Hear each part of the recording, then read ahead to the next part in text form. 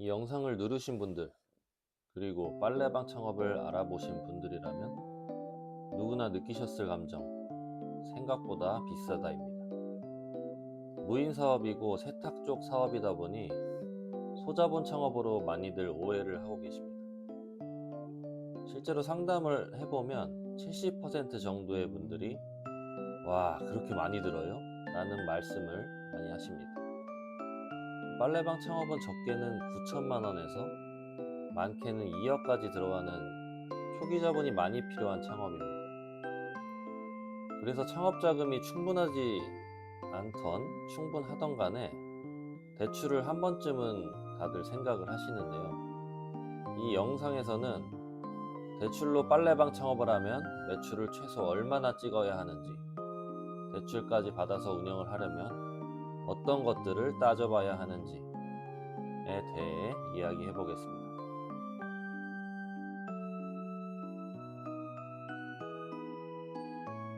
먼저 창업비용을 1억 원으로 가정을 하겠습니다.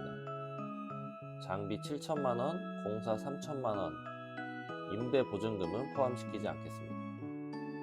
대출 상품은 장비 담보 리스 상품으로 적용해서 1억의 70%인 7천만 원이라고 하겠습니다.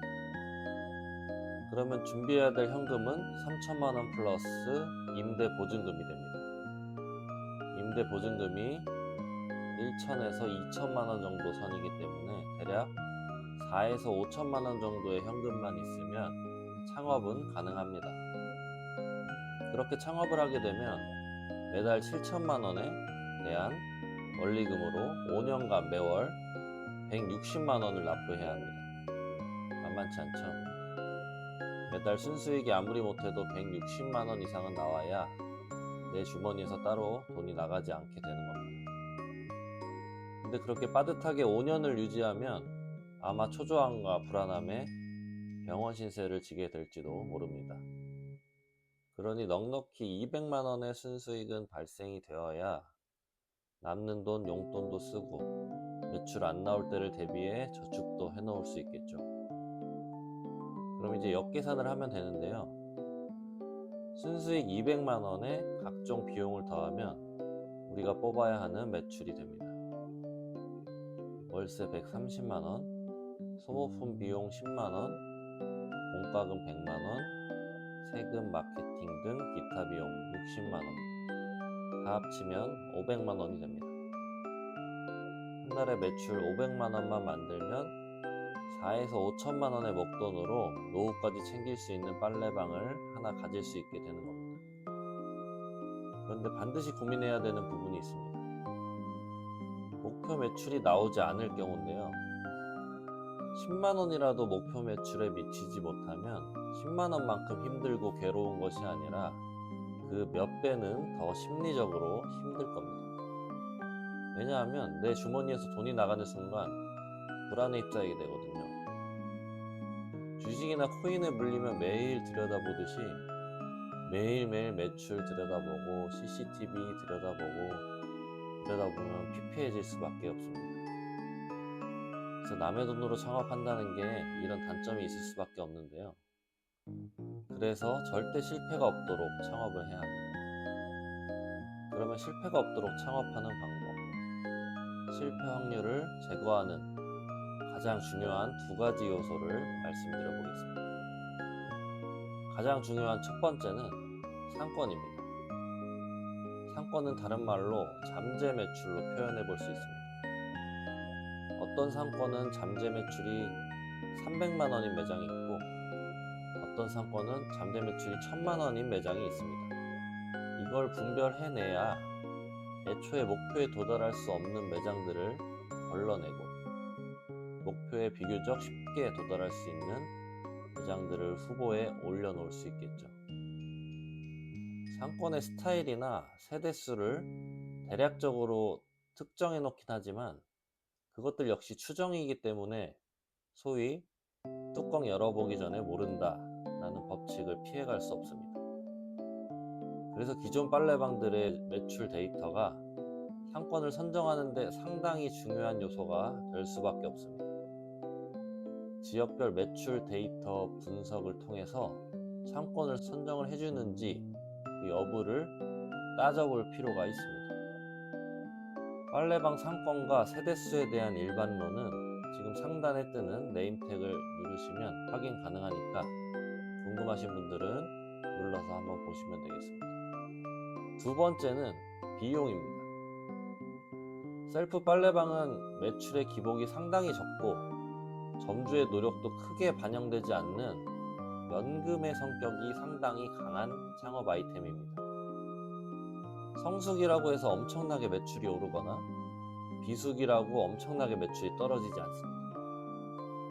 점주가 마케팅을 엄청 열심히 하고 청소를 반짝반짝하게 한다고 매출이 눈에 띄게 상승하지 않습니다. 그래서 순수익에 가장 큰 영향을 주는 요소가 비용입니다. 그리고 그 비용 중에서 선택 가능한 비용은 월세밖에 없습니다. 절대로 월세와 관리비를 무리해서 상가를 계약하시면 안 됩니다. 아무리 비싸도 꼭 월세 플러스 관리비가 150만 원이 넘지 않는 곳으로 선정하시기 바랍니다. 이건 무조건입니다. 근데 좋은 상권에 월세 싼 매장이 당연히 거의 없습니다. 맞죠? 그래서 빨래방에만 좋은 상권을 잘 찾으셔야 합니다. 다른 업종에 들어가기에는 별로여서 월세가 저렴한데 빨래방 들어가기엔 적합한 그런 상가들이 있습니다. 그것을 찾는 것이 핵심입니다. 말씀드린 두 가지가 빨래방 운명을 다 결정짓는다고 봐도 과언이 아닙니다. 그런 만큼 적합한 상가 찾기 정말 어렵습니다. 정말 많이 찾아봤고 정말 많이 오픈시켜 봤지만 할 때마다 너무너무 힘든 작업입니다. 어느 정도냐면 매일 1시간씩 1시간 이상씩 꼬박꼬박 네이버 부동산 들여다보고 거기 부동산 연락하고 부동산에서 추천해주는 매물들 일일이 다 분석해서 들어갈 만한 데가 있는지 계속해서 봐야 합니다. 이거를 거의 한 달 내내 해야 한 군데 찾을까 말까 합니다. 내 거 직접 창업한다면 이런 노력이 가능한데 프랜차이즈 본사에서 점주를 위해 이 정도 노력을 하는 게 가능할까요? 영업사원 한 명당 거의 5명에서 많으면 10명까지 관리하는데 하루에 상가 찾는 데만 10시간씩 쏟을 수가 있을까요? 근데 저희는 가능합니다. 저희가 진행하는 매장은 대출 받아서 창업해도 망하지 않습니다. 그 이유를 고정 댓글에 제가 적어놨으니까요. 궁금하신 분들은 확인해 보시기 바랍니다. 무조건 되는 매장, 망하지 않는 매장 만들어 드리기 위해 제 거 하듯이 진행합니다. 자, 대출받아 빨래방 창업하면 매출이 얼마나 필요한지부터 매출을 위해 어떤 것들을 고려해야 하는지 말씀을 좀 드려봤습니다. 어떠세요, 여러분? 다 원래 아시던 내용 같기도 하죠? 오늘은 여기까지 말씀드려보겠습니다. 구독과 좋아요 꼭 좀 부탁드리겠습니다. 지금 구독 5명이 뭡니까, 여러분? 그럼 여기까지 하겠습니다. 바이.